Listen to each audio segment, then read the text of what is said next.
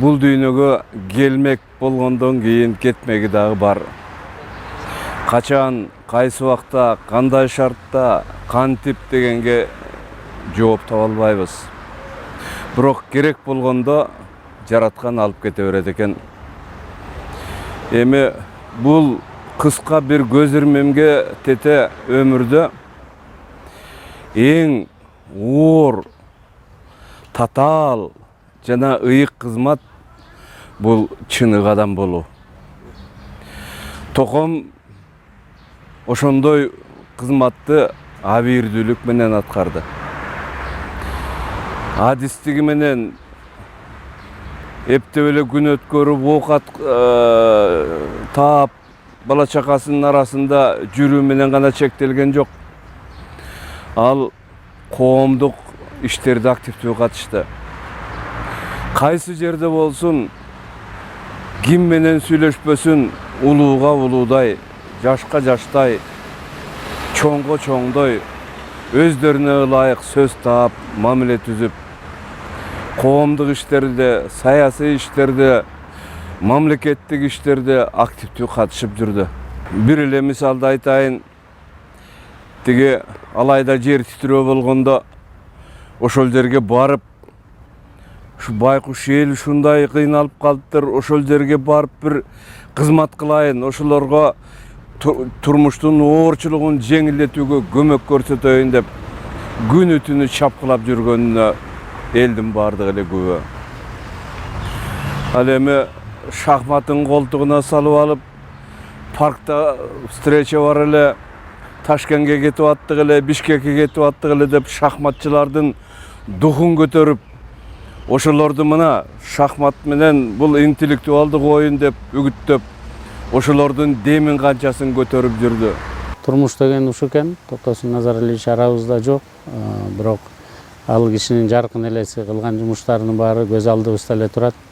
Бала кезде ушу кыйналып, кысталып кетип бараткан Диниянын киносун көрсөк таң кала берчү элек, ушу жакшы эле нерселерди эстеп, анан адам баласы бул турмуштан кете береби деп. Турмуш ошондой эле болуп калат экен. Ал киши менен биз коомдук ишмер катары таанышып калдык. Мен республикада шахмат федерациясынын президенти болуп жетектеп бир 5 жылча болдум. А киши ошо Ош области боюнча шахмат федерациясынын өкүлү болуп, чогуу анткени бул коомдук иш болгондон кийин, өкмөттөн бюджеттен акча бөлүнбөгөндөн кийин балдарды дүйнөлүк чемпионатка, олимпиадаларга жиберип турушубуз керек эле. Жада калса ошо Оштон, Баткенден, Жалал Абадтан бул Бишкекке алып келишибиз керек эле. Же Бишкектегилерди кайра ошо Оштон өткөзсөк Ошко алып барышыбыз керек эле.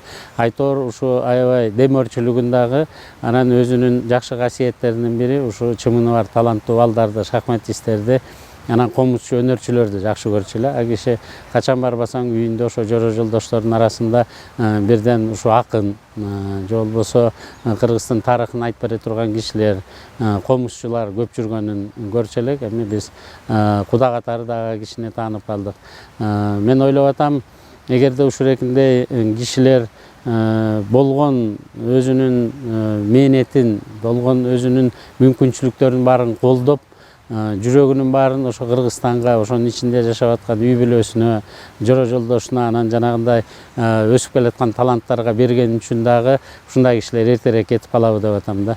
Өзүнүн жөнөкөйлүгү менен, өзүнүн элге тил таап, акыл айтканы менен, жана жүрүм турумдары дагы бүгүнкү күнгө чейин дагы мына кыргыз интеллигенциясынын бир модель катары кабыл алсак болот деп эсептейм. Анткени мына оома төкмө дүйнөдө капиталисттик доордо өзүнүн бизнесин дагы ишке ашырып кетти. Кол астындагы кишилерге дагы жумуш орундарын таап берип атты. Ошону менен бирге өзүнүн катышкандары менен дагы саясатта мөйдө төмөн боло берет экен, бирок ошо саясатына карабай, бийлигине, оппозициясына карабай, баары менен тең салмактуу бирдей катышуусу менен биздин эсибизде калды го деп атам да.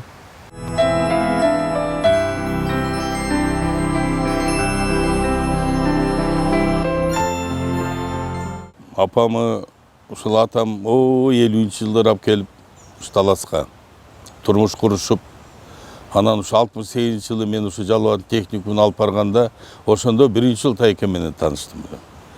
Ошондон бeri Тайкем экөөбүз мына канча жылдар өтүп кетти. Деги bir аке үкөдөй болуп, жээн тайке дейбиз, аке үкөдөй болуп чоңойдук. Ар дайым бири-бирибизди сагынып кабарлашып турат элек. Бул өзүнүн өмүрүндө жанагы строительствонун окуусу бүттү. Ушу мен билгенден өмүр бою ушул мамлекеттин ишинде аз эле иштеди, илгери баягы СССР маалында заводдордо зам директор болуп иштеген. Анан ушул Союз тарагандан кийин эле ишкер болуп иштеп келатат. Көп кырлуу инсан болчу бул киши. Мындай эле байкабайсың, бир карасаң тарыхчы, бир карасаң санжырачы, бир карасаң сөздү деле туура айткан, ишти болсо майын чыгарган ушундай кишилер да. Анан кийин өзү эле ошол иштеп тапкандарын баарын эле өзүнө эле жумшабай, аябай ирети менен ушул келечекти ойлоп түшүнсө керек. Эми чындыгында мына көрсөтүүдө айтылып аткандай Токтосун Абдыкадыров өзү кесиби куруучу болгону менен бүт тили, жөнөкөйлүгү, адамдык сапаты, баягы таланттарды өтө мындай баалай билгендиги менен өз көзү менен көрүп күбө болуп чогуу иштешип калдык. Мына 2005-жылдары мурдагы жетекчибиз Кадыр Кошалиевдин долбоору менен кылым карткан кыргыз дөөлөттөр деген чоң долбоор ачылып, ошондо биз бул жагын Нарын көл, Талас, Ош, Жалал-Абад, Баткен болуп ошондо кыдырганда бул киши бир-эки көрсөтүүнү көргөн экен. Анан биз аны неме деп ойлогонбуз. Кийин Токой өзү келип, силердин көрсөтүүңөр мындай көлөмдүү экен, абдан көп катышкан, менден бир жардам болсун дегенде ошондо сүйлөшүп калдык. Анан ал киши бизге каалаган жака, каалаган районго, кааласаңар машина, кааласаңар каржы, кааласаңар бензиниңер деп ошондо бир көзүбүздү ачкан. Себеби көп жактарга баягы машина тартыш маалда каражат жагы тартыш, анан ушул чыгармачылык топ менен айткан күнүбүз канча күнгө болсо дагы керек болсо машинасын, керек болсо күйүүчүн байтын куюп алып кете берчүбүз. Мынабу долбоор 5 жылда иштеди, ошонун аягына чейин чыгып, Таласка чейин чогуу барып, Таласта дагы жыйынтыгын чыгарып, ошол жерде дагы баягы өзүнүн демөөрчүлүк ишин аткарып, мындай бир өзүнчө бир талантка күйгөн инсан да. Болбосо чыгармачыл адамдар мындай айтайлы байлыгы жакшынакай башып ташып деле жүргөн инсандарыбыз көп, арада тааныштар эле. Бирок бул кишинин ушул талантка эме кылганы ушу эмдигиси эсимден кетпейт. Анан бул жеке эле телевидениедагы долбоорго эмес, мына көп акындар менен, комузчулар менен жолуккан жерде дагы ошолорго каржы маселесин каралашып жакшы жүрчү. Деги эле адамдык инсан катары ал дайыма тамаша көз, шайыр, сөзгө турган, анан олтурган жерде, жүргөн жерде, талаага чыкканда, жолго чыкканда тынбай бир күлдүрүп, окуяларды айтып, анекдотторун айтып, шайыр жүрчү элек. Чындыгында бул кишинин өтө айта турган жакшы жактары көп. Атам жөнүндө айта турган сөздөр көп. Балким азыр кээ бирки нерселер оюма келбей атат. Мисалы үчүн мындай деп коет экен кыргызда. Ата эне балдардын эки канаты болот экен да. Атабызды жоготуп алдык, бир канатыбыз менен калдык азыр. Мен ойлойм, атамдын көп жакшы иштери, сооп иштери Алла Таала кабыл кылып, бейишинен орун берет деген терең иштебиз. Кудай буйруса, атамдын өрнөктүү өмүрүн мындан ары улантып кетебиз.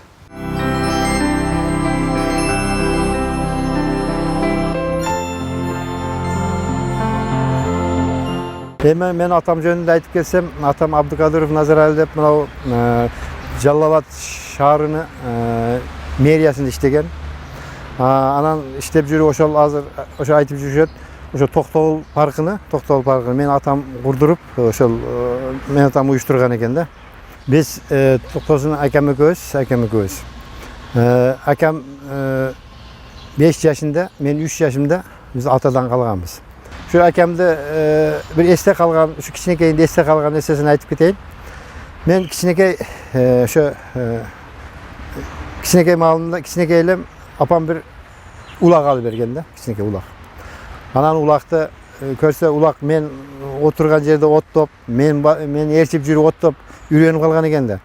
Анан мен үйгө кирсем, аркамдан үйгө кирет. Эшикти жаап койсо, терезелерге асыр айнектерди сындырып бергенде апам бир күн айтып калды. Şu ulağını barıp satıp geldi dep. Oşo mezgilde azır oylap görsem oşonda şu akam bir 2-nji klassa okugan eken da. Ha men okuya ele gelem, 1-nji klassa bara elekmin. An ögöz al ulakты жетелеп, men ulakты айдап базар жаныбыз деле жакын эле да. Анан базарга бардык, мал базарга. Мал базарга барып, анан мал базарга барсак бир аксакал, мындай аксакалдуу киши экен. Ошоларга чыгып эле ким сатат буну? Да биз сатабыз. Деп анан бизди тамашалашып, эркелетип, күлүп, анан ошо баалап, ошо киши 20 сомго ошо улакты алып калды. 20 сомго саттык улакты. Улак сатып алган акам мен ээрчитип алып, кичинекейбиз. Ээрчитип алгандан кийин магазинге алып барып туруп, мага бир шым, бир ботинке алып берди. Алып мен кыска кийиндирди да. Мен ошондо сүйүнгөнүм, ошо көп эстейм да ошону. Ошондо аябай катуу сүйүнгөн экенмин да. Анан кийин акам да жанагы бирдекелер алды да, эсимде жок. Бир сеткага майда бир немелерди алып, базарлык кылыптыр да көрсө. Базарлык кылып анан кийин экөөбүз эртишип үйгө келдик. Үйгө келсек, апам рамалик сүйүнүп, менин балдарым базарга барып, базарга барып туруп, базар улагын сатып, базар кылып келиптир, үкөсүгө кийинтирип, кийим кылып келиптир деп сүйүнгөн да апам рамалик. Şu Токтогул агайдын бир делидеги бир өзгөчөлүгүнө абдан таң калгам. Кечинде айтканда Бактыгүл менин комнатама келип кетчи, мен эме башка жактан келген, жана Шри-Ланка, Өзбекстан, Азиянын шахматтан келген руководитель жетекчилерин баарын чогултуп алдым деп. Барсам мындай аңгеше көп деле билчүмесин дейт. Карасам алар менен кадимкидей эле мындай түшүнүшүп бири-бири менен. Ошо Шри-Ланканын президенти менен, Индиянын жана судьялары менен, Пакистандан келгени бар, Ирандан келгени бар, ошолордун баарын жетекчилерин чогултуп алып, баары менен маек куруп атыптыр да. Мен абдан таң калгам. Кыргызча сүйлөп атса дагы ошо агайды түшүнүп атышты. Кээ бир жакта англисче кошуп коет. Анан абдан айтар эле да ошондо. Ошо биз шахмат балдар ойносо булар келечекте көптү үмүттөндүргөн. Бул шахмат ойногон бала начар бала болбойт. Мен неберелеримде ойносо буюрса, мынакей Бактыгүл мен көрүп атам кандай балдар менен иштеп атасың. Ошо мен балдарымды, неберелеримди сага берем деп. Негизи биз ошо Индияга чогуу барып калдык дагы, ошол Токтосун агай менен ошо Индияда мындай жакын билип калдым да. Ичинде кири жок, абдан мындай балдарга чын көңүлүнөн ошо балдарыбыз жакшы өнүп берсе экен деп баарына калпак кийгизип, ошо балдардын баарына ал жактан дагы сувенир алып берди, шахматный сувенирлерди алып берди. Анан ошол өзүнүн да көптөгөн белектерин алып барып алыптыр. Ошо бул Кыргызстандын эми көбүнчө бизде калпактарды башка улутка беришет го. Ал агай болсо өзгөчө, Токтосун агай болсо Сулайман тоонун сүрөтү бар болгон картиналарды, Арслан Боктун, Көлдүн картиналары болгон мындай Кыргызстандын кооз жаратылышы тартылган жакшынакай картиналарды алып барыптыр. Ошол жактан баарына белекке берип, биздин Кыргызстан ушундай кооз жер, бизге келгиле деп баарына ошондой өзүнүн элин, жерин даңктап жүрдү да. В своей многолетней работе он организовал несколько хороших мероприятий в Кыргызстане и за рубежом. И он здорово болел за шахматные движения Кыргызстана. В то же время организовал международные соревнования в Аше в присутствии всех центральноазиатских шахматистов. К сожалению, он рано ушел от жизни. Скоропостижно скончался в прошлом году.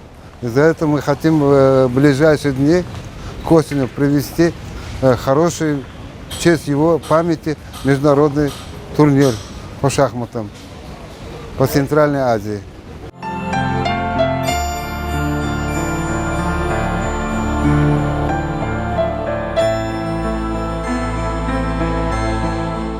Biz Abduqadir To'xtasinboy bilan 1982 yil Qo'sha ilgargi Soyuz mahallidagi PMK Mimmit'e kelip koşula stроитель bolup koşa işledik. Bu injener bolup kelgende men stelyarny sexta brigadirdim. Bul vaqtda öte işçan, özüne avtoriteti çoğ, baldarıga mehribon, asakal, köp ilgilik işlerini bacarıp, sayız tarqagandan keyin başçılığını öz boynuga alıp, çoğ işlerdi, el üçün qilam deb bel baylap çıktı.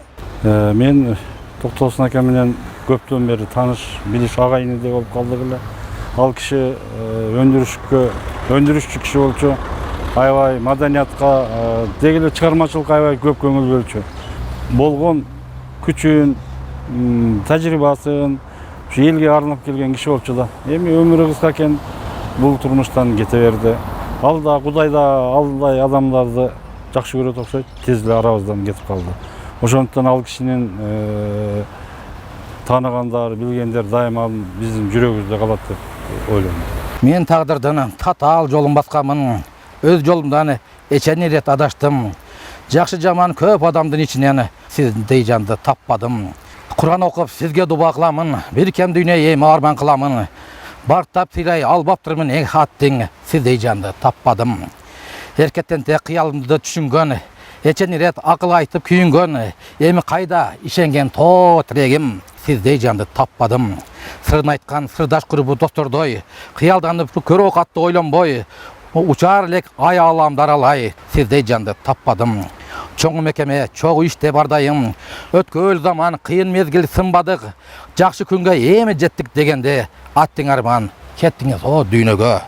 Ак буурадай айлар жылдар агылат, өксүк өмүр ооруп жүрөк сыгылат, эшигимди ачып мына кирчүүдөй үмүт кургур сизди күтөт, сагынат.